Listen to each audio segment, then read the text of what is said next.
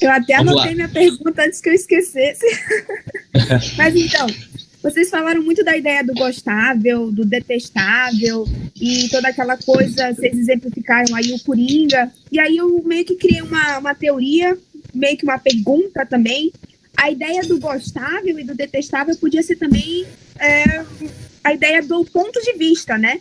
Porque quando você vê aí o filme do... Vamos colocar aí o Coringa. O Coringa versus o Batman, no ponto de vista do Batman, o Coringa é uma pessoa que você não tá torcendo para dar certo. Você tá torcendo pro Batman conseguir, enfim, combater o mal que é o Coringa e vencer. Porque aquele é o ponto de vista dele.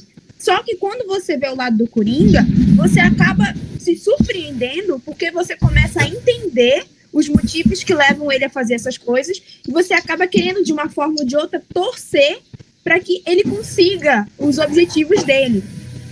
E aí a gente vê muito do sentido de qual é a diferença desse e de um personagem completamente detestável. É a questão da moralidade, do sensor moral do Coringa, porque ele tem um discernimento de que é certo e de que é errado. Ele não está fazendo isso por pura maldade, ele tem uma justificativa por trás, apesar de todas as atitudes dele serem ruins e de que o discernimento dele de certo e errado não é certo, né? Então, você mesmo que vê que está errado, só que como na cabeça dele faz sentido e como está no ponto de vista dele, como está mostrando como as coisas funcionam para ele, como ele é exposto ao mundo, você acaba entendendo justamente por causa desse contexto, desse conceito inteiro.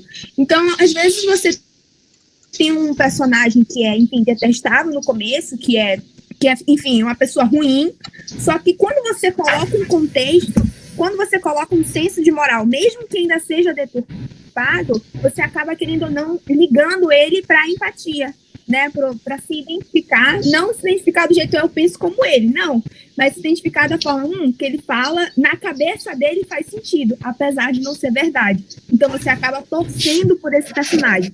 Vocês acreditam que a ideia de gostar ou não de um personagem tem a ver com a forma como você narra, como você coloca ele na cena? Sim. Dá muito. Sim.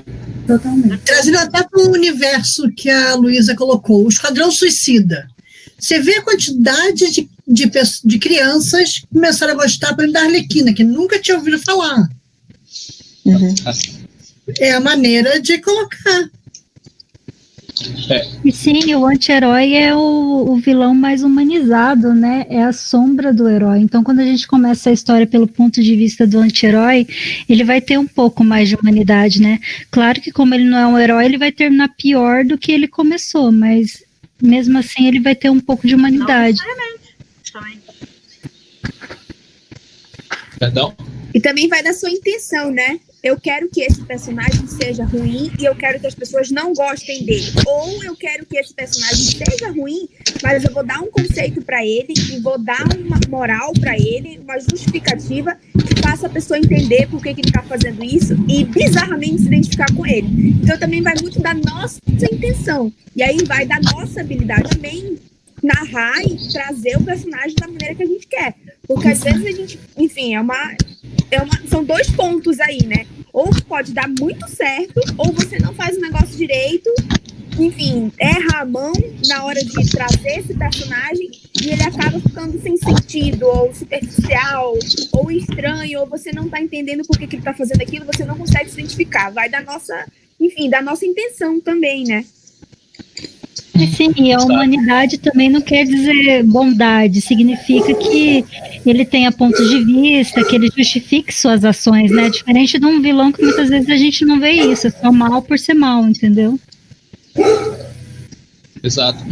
Mas eu queria vocês pensassem em um livro, sei lá, vocês, ou que vocês estão escrevendo agora, ou de mais sucesso, e pensem no protagonista. Vocês acham que o protagonista de vocês é gostável? Que gostar? Esse é talvez um pouco melhor, né? O meu é gostável. Você mesmo separa que o gostável não é a mesma coisa de ter empatia. Então vamos lá. Não é que eu exato, são mais humanos que eu. O que vocês querem dizer quando vocês querem dizer eu gosto de um personagem? Ele é interessante, ele é ele desperta interesse, ou a história dele desperta interesse. O que é gostar do personagem? Bem, no meu ponto de vista, é você ter motivos para torcer por ele. É um dos possíveis conceitos. Ou, sei lá, você se importar. Gostar é se importar. Tá? Por exemplo, eu gosto da minha família, eu me importo com ela. Eu gosto da minha esposa, eu me importo com ela. Eu gosto dos meus amigos, eu me importo com eles. Eu não quero que nada de mal, de ruim aconteça com eles. Então é mais ou menos por aí. Então é o extremo oposto de você não gostar. Se você não gosta, você não tá nem aí, entendeu? Pode ser que por ser uma pessoa boa, você se importe mesmo sendo uma pessoa não gostável, mas isso na vida real. Na ficção, se não é gostável, ele é descartável, entendeu? Não é... Na ficção você não se importa tanto com, ou de jeito nenhum, com um personagem que não tem por que você importar. E o foco aqui que é o foco do livro do Blake Snyder, justamente o protagonista. Porque os outros personagens, você pode ter um outro personagem que seja 100% não gostável, detestável, que não tenha nenhum tipo de transformação.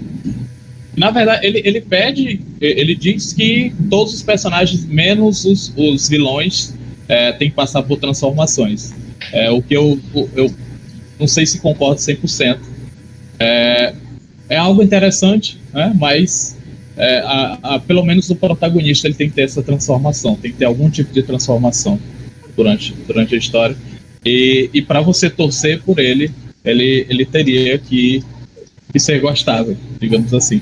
Mas o ser gostável não é necessariamente ser bom, ser um personagem bondoso, tá? É importante que isso fique bem claro. Porque, por exemplo, tem muitos animes ou séries em que ninguém torce pro protagonista. Por exemplo, Naruto. Tem gente que detesta o Naruto. E ele é bonzinho. Me conta quem detesta o Naruto. Eu vou lá bater. Eu vou lá bater uma panela na cabeça da pessoa. Ela não entendeu nada. Conheço muita gente que não gosta. Eu sou do time defensores do Naruto. Não gosto dele. Eu fico chorando vendo ele todo dia. Mas gosta dos outros. Gosta do Sasuke, que fica sério o tempo todo. Gosta do, sei lá, eu assisti há uns 10 anos, eu não lembro agora dos personagens. Mas enfim, o Seiya, do Saint Seiya, do Cavaleiro Zodíaco. Cavaleiros. Muita gente odeia o Seiya, todo mundo gosta do Ikki, gosta do Shiryu, do Yoda. O cara é um saco de pancada, ele só apanha, do nada ele fica forte. Exatamente. Não adianta o cara ser bonzinho e não ser gostável, entendeu? No Lost, por exemplo, eu não gostava do Jack, do protagonista. Aquela coisa dele tentar sempre fazer a coisa certa, sempre ser o certinho, bonzinho, não gostei tanto.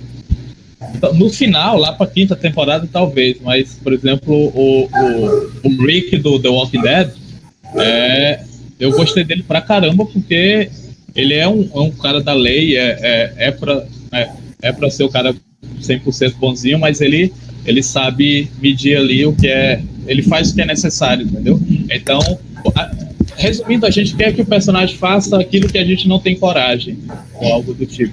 Mas a gente pergunta uma coisa, será que isso é bem pessoal, né? Então, assim, por isso que a gente nunca atinge todos os setores. Tem gente que não gosta, é normal.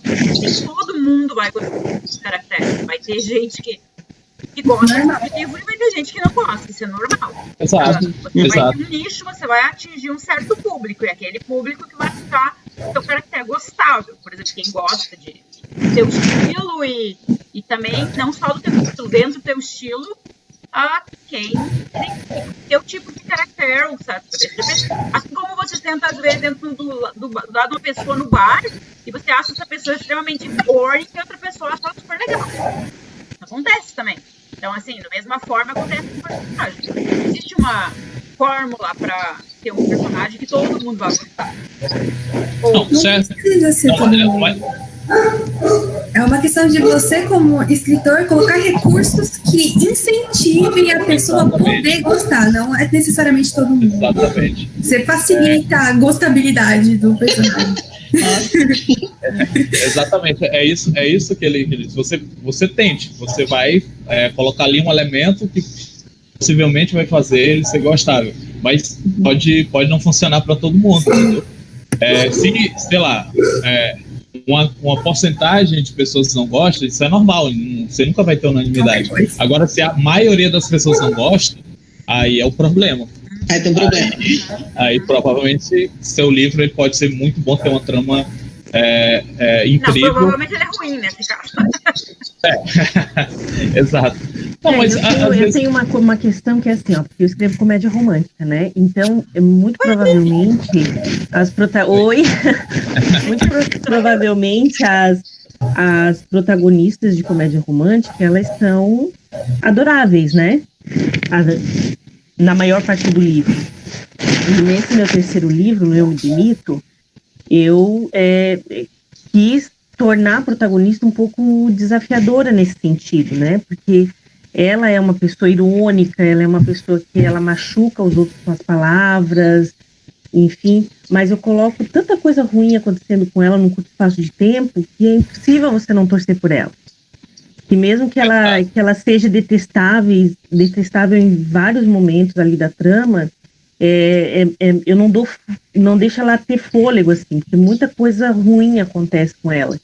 E aí, meio que eu escrevendo e as betas lendo, falaram assim, é até ruim dizer isso, mas eu gosto muito da Lola, mas parece que é errado gostar dela em alguns momentos, assim, porque ela tem essa bipolaridade, assim, no relacionamento dela com as pessoas e tal. Ela é uma pessoa difícil, assim.